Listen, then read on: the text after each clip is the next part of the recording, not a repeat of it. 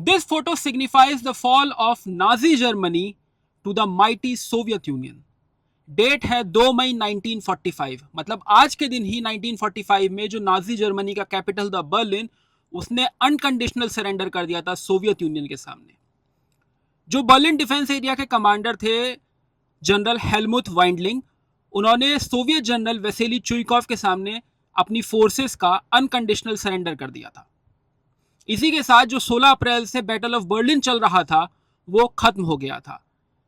इसी दिन दोपहर 12 बजे जो इटली का फ्रंट था उस पर भी जो हॉस्टिलिटीज थी वो एंड हो गई थी।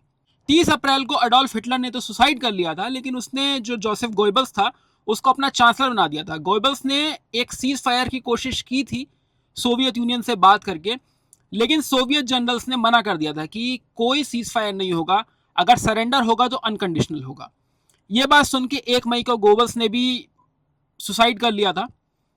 अब बचे थे सिर्फ एडमिरल कार्ल डॉनेट्स। उनकी जो गवर्नमेंट थी, जो एक फ्लैजलिंग गवर्नमेंट थी जो बिखर रही थी, वो कुछ दिन तक चलती रही, लेकिन जैसे ही सरेंडर हुआ बर्लिन का और फिर 8 मई को पूरा का पूरा जर्मन हॉस्टिलिटीज बंद हो गई और जो यूरोप में वॉर था वो एंड हो गया, तो उनकी गवर्नमेंट भी खत्म हो गई। ये फोटो जो आपने सबसे पहले देखी थी, ये है दो सोवियत यूनियन के सोल्जर्स थे, उन्होंने राइक्सटैग पे चढ़ के ये सोवियत फ्लैग लगा दिया था।